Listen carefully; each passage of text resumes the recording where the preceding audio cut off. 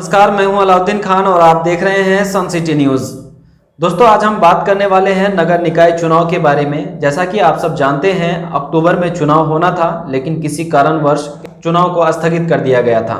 लेकिन दोबारा चुनाव का घोषणा किया गया और 18 दिसंबर को पहला चरण होना है, जिसमें अररिया में भी होगा पहले चरण में ही चुनाव, और 20 दिसंबर को काउंटिंग हो जाएगी। तो आज हमारे साथ जो है अररिया नगर परिषद मुख्य पार्षद प्रत्याशी हैं इंजीनियर इल्तुतमिश सुल्तान। आज हम इनसे जानना चाहेंगे चुनाव जो स्थगित हुआ था उसके बाद क्या लोगों से ये मिले, लोगों के पास गए, या फिर इन्होंने भी, कई सारे प्रत्याशी ऐसे भी रहे जो लोगों का नाराजगी दिखा उनके प्रति की जैसे ही चुनाव स्थगित हुआ लोग आना बंद कर दिए। तो हम इनसे यही जानेंगे सीधा कि चुनाव जब स्थगित हुआ उसके बाद क्या इन्होंने लोगों से मुलाकात की। जी शुक्रिया, पहले आपने मुझे इस चैनल के माध्यम से अपनी बात को रखने का मौका दिया। तो मैं आपको बताना चाह रहा हूँ कि मेरा पहला मैनिफेस्टो में मैंने कहा था कि रोज़गार सृजन करना, जिसके लिए मैं कर भी रहा हूँ और इस बीच में भी किया है। मैंने अपने लोगों से मिला और उनको अपने साइट वगैरह पे काम भी करवा रहा हूँ और मैं चाहता हूँ इसको मजबूती के साथ जितने लोग हैं उनको जोड़ें और रोज़गार क्रिएट करवाएं, काम करवाएं। और दूसरी बात है कि इस बीच में मैंने अररिया के दो मुख्य मुद्दों के बारे में मैं लगा रहा। पहला था सौदागरी और दूसरा था बस स्टैंड। तो मैंने जिला पदाधिकारी महोदया को एप्लीकेशन देके अवगत कराया था इससे पूर्व, फिर दोबारा कराया तो मैं लगा रहा और मुझे पता ये चला क्या कि ज़मीन यहाँ पे नहीं है, सरकारी ज़मीन।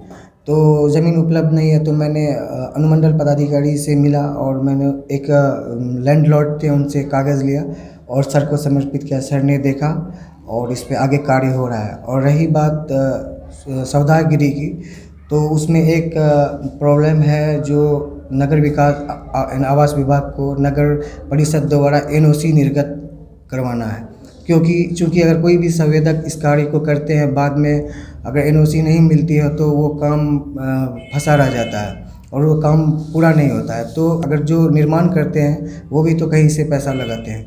तो मैं चाहता हूँ इन सारी समस्याओं का निष्पादन होते हुए जल्द से जल्द इस कार्य को शुरू करवाने का कोशिश करूँगा। इल्तुतमिश, मैं आपसे ये जानना चाहूँगा, जब चुनाव स्थगित हुआ था उसके बाद लगभग सभी प्रत्याशी जो हैं वो फील्ड से दूर हो गए थे। क्या इन दिनों आप लोगों के पास आपका जाना हुआ, लोगों से मिलना हुआ? जी बिल्कुल, मैं मिला हूँ। मैं अपना जो जहाँ पे मेरा था, वार्ड नंबर 1 है, 5 है और क्या बोलते हैं इधर 20 नहीं शायद 26 वार्ड है, जहाँ मेरा जाना था मैं हर जगह गया हूँ और वहाँ की समस्याओं को जाकर देखा है और उनके लिए मैं लगा हुआ हूँ। सबसे पहले यहाँ पे अभी कुछ दिन पूर्व आप बात जो बोल रहे थे कि शौचालय के बारे में, मैंने पूर्व में भी कहा है कि एक शौचालय, 2-3 शौचालय का एक का निर्माण मैं स्वयं करवाया हूँ वार्ड नंबर 6 में, जो कि अब तक आधा मतलब 90% कार्य हो चुका है। सैनिटरिफिकेशन का कार्य नहीं हुआ यहाँ भी। और एक आप ईदगाह बस्ती में भी देखेंगे, वो नीचे में है, गुली चौक के नीचे में, वो भी वैसे ही है। तो मैं चाहता हूँ कि जो कार्य अगर होता है उसको पूरे कंप्लीट कर देना चाहिए। अगर आप सरकार आपको दिया है, इस बीच में 5-6 निविदा निकला, अगर चाहते हैं तो कितना 2-2.5 लाख का सैनिटरिफिकेशन था, आराम से शौचालय चालू हो जाता। तो कौन बोलेगा? किन्हीं को उनसे मतलब अगर सेवा करना अगर चाहते हैं तो दिल से करें, हर चीज़ को लगे हुए रहे। हम ये ज़रूरी नहीं समझते कि आप हमेशा मतलब मिलते रहे। एक मिलना होता है वो सिर्फ मतलब के लिए, और ये होता है कार्य करें, लोग आपको खुद एक्सेप्ट करेंगे जी। तो मैंने जो ये मतलब बस स्टैंड और इसके बारे में भी बोला है, तो इसमें जो आसपास जो भी रहेंगे, जो शॉप वगैरह होगा, इससे रोज़गार भी मिलेगा और इस कार्य को मैं जल्द अंतिम पड़ाव पे मैं पहुंचा भी दूंगा।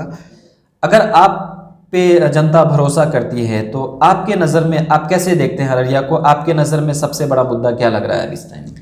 जी, अररिया में सबसे बड़ा मुद्दा मुझे ये लगता है क्या कि जो जाम की समस्या है और रोज़गार का तो मैंने क्लियर कर दिया, और जो बस स्टैंड वगैरह इसके बारे में भी लगा हुआ हूँ। और ये भी बीच में शौचालय के बारे में बोल रहे हैं कि मार्केट में बस स्टैंड तो ऑलरेडी आपके पास है नहीं, और चलंत शौचालय जो है एक लगी हुई रहती है। अगर वो कहीं पे एक बस स्टैंड में जहाँ पे अभी वर्तमान में ऐसे ही है, तो वो तो चल नहीं रहा है, तो इनको चलाने वाला कौन होगा? कौन होगा? अगर सच में चाहते हैं, अगर अपने अररिया को स्वच्छ बना के रखना चाहते हैं, तो उस बुनियादी चीज़ों को देखना पड़ेगा। आप यहाँ तो हाट के बगल में हरियाली मार्केट है, वहाँ शौचालय बना दिया है, पूरा कचरा फेंका हुआ, कोई मतलब ही नहीं है, बस बना देना है और आगे क्या होगा ना होगा उसका कोई मतलब नहीं। और ना लोग उनको कहेंगे ना वो बनने के बाद तो ऐसा। और हम युवा हैं, मैं एक अगर जो कार्य है उस कार्य को लग के 2 बार 3 बार 4 बार जितना बार चाहूँगा उतना बार करवा सकता हूँ मैं। फुटकर दुकानदार के बारे में क्या सोचते हैं आप? अब फुटकर दुकानदार कोई भी है तो उनको उतना पैसा नहीं है कि वो दुकान ले पाएंगे, तो उनको बीच बीच में देखता अतिक्रमण करके हटा दिया जाता है। उसके वजह से भी जाम की समस्या होती है। मैंने इनसे पूर्व भी आपके चैनल के माध्यम से कहा है कि उनको एक अस्थाई जगह दे दिया जाए, और जैसे हरियाली मार्केट है वहाँ इन लोगों को शिफ्ट कर दिया जाए तो रोड खाली हो जाएगा, जाम की समस्या दूर हो जाएगा। जो टोटो वाले को मारता है इधर उधर, उससे पहले एटम ग्राउंड में एक ये हुआ था, आंदोलन हुआ था जिसमें मैंने गया था और मैंने अपनी बातें रखी, तो लोगों ने मुझे एक ग्रुप में ऐड किया। मैंने कहा कि मैं अगर आता हूँ तो मैं आपको सबसे पहले, आपको भी जीने का हक है और आप भी टैक्स देते हैं तो आपको भी सुविधा चाहिए। आप अगर मार्केट में नहीं जा पाएंगे तो आपको सवारी नहीं मिलेगा, तो उस तरह से इंफ्रास्ट्रक्चर बनाना पड़ेगा जिसके अंतर्गत वो लोग भी अच्छे जीवन जी पाएंगे। तो मैं इनके लिए भी मैं सोच के रखा हूँ, बहुत सारी चीज़ें हैं, इनको भी मैं अच्छे जगह से सुनिश्चित जगह दिलवाऊंगा। आप लगभग 29 वार्ड हैं अररिया नगर परिषद के अंदर, आपने सभी वार्ड का भ्रमण किया, अभी तक आपको सबसे ज़्यादा पिछड़ा वार्ड कौन सा दिखा? जी, मैं बताना चाहूँगा कि सबसे ज़्यादा पिछड़ा वार्ड आप 29 नंबर वार्ड बोल सकते हैं, क्योंकि वो बाढ़ आ जाता है उसमें हमेशा वो चचरी का पुल बनता है, 2 लाख रुपया आवंटित होता है। वो चचरी का पुल मतलब 50,000 60,000 में बनता होगा, फिर वो बह जाता है। अगर मैं आता हूँ तो मैं एक चीज़ सोच के रखा हूँ, मैं इंजीनियर हूँ, मैं ऐसे चीज़ को रखूँगा, सरकार का पैसा हम ही लोग के टैक्स से बर्बाद नहीं होना चाहिए, सदुपयोग होना चाहिए। तो मैं आता हूँ तो सबसे पहले ड्रम वाला पुल जो होता है उनको बनवाऊँगा, और वो जल्दी जो रिसाइकिल मतलब गलेगा भी नहीं, नट फटेगा, तो उनको यूज़ करवा के फिर आप बाढ़ ख़त्म होगा तो फिर आप उसको समेट सकते हैं। अगर वैसा अगर मुझे मौका मिलता है तो मैं प्रतिनिधियों से अपर प्रतिनिधियों से अनुरोध करके वहाँ पे पुल निर्माण के लिए भी मैं अवगत कराऊंगा। अररिया में जल जमाव की भी एक बहुत बड़ी समस्या है, उसको आप कैसे देखते हैं?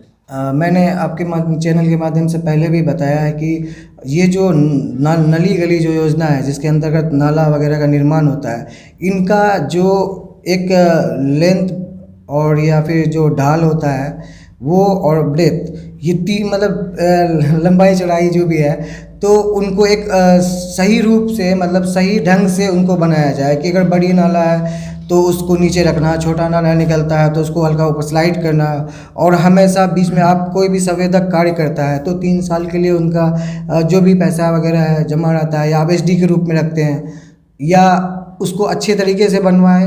अन्यथा आपको यहाँ से जो टैक्स मिलता है वसूली करते हैं तो उनसे नाली का हमेशा महीना 2 महीना में साफ़ करवाइए। जब साफ़ रहेंगे और लोगों को जागरूक कराइए, कचरा का अब डस्टबिन देखिए एक भी नज़र नहीं आता है, तो हर 5 घर छाड़ कर के बाद डस्टबिन यूज करवाइए। और लोग कभी कोई भी इंसान गंदा रहना नहीं चाहता है, उनको जागरूक कीजिए, धमका के नहीं बोलेंगे, प्यार से, वो खुद अपने आप करेगा। जब कचरा आपका डस्टबिन में रहेगा, सही वक्त पे आके लेके जाएगा तो नाला में ऐसे पानी फ्री रहेगा और आराम से पास होगा, जाम तो होगा ही नहीं। तो इन चीज़ों को जो धरातल पे जाके देखता है तो उनको ही पता चलता है। मैं तो एक आम हूँ, मैं हमेशा घूमते फिरते रहता हूँ और काम भी कर रहा हूँ। मैं बहुत ऐसा चीज़ को मेरे अंदर वो जिज्ञासा है मुझे करने का। एक बार मैं जनता से अनुरोध करता हूँ कि एक बार मुझे मौका दें, फिर आप देख लेंगे कि मैं क्या कर सकता हूँ।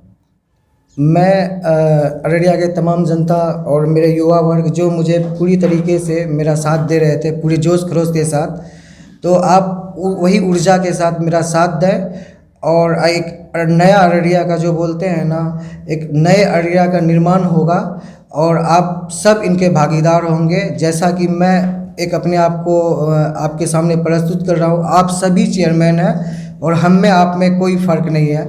तो आप लोग जाएं, मेरा चुनाव चिन्ह टमटम छाप है जो ईवीएम के क्रमांक संख्या 5 में है, तो जाएं और पूरे जोश के साथ दबाएं, मतलब ज़्यादा तोड़ना नहीं है, दबाएं और मुझे जिताएं और फिर देखें कि एक अच्छी पहल का शुरुआत होगा। जो आज तक नहीं हुआ है। धन्यवाद। बहुत बहुत धन्यवाद हमसे बात करने के लिए। शुक्रिया। अगर आपको सेकेंड हैंड लैपटॉप कम कीमत पर चाहिए तो कहीं भटकने की ज़रूरत नहीं है। पूर्णिया के लाइन बाज़ार स्थित होटल दिल्ली दरबार के पास खजांची हाट में स्टार कंप्यूटर सेंटर चले आइए। यहाँ पर 1 लाख से 1.5 लाख की कीमत वाली लैपटॉप सिर्फ 20,000 में मिल जाएगा। इसके अलावा एप्पल, डेल, HP सहित लगभग सभी प्रकार के ब्रांड के लैपटॉप यहाँ पर उपलब्ध है। यहाँ पर आप 6,000 में भी लैपटॉप ले सकते हैं और हर सेकंड हैंड लैपटॉप पर 1 साल की वारंटी मिलेगी।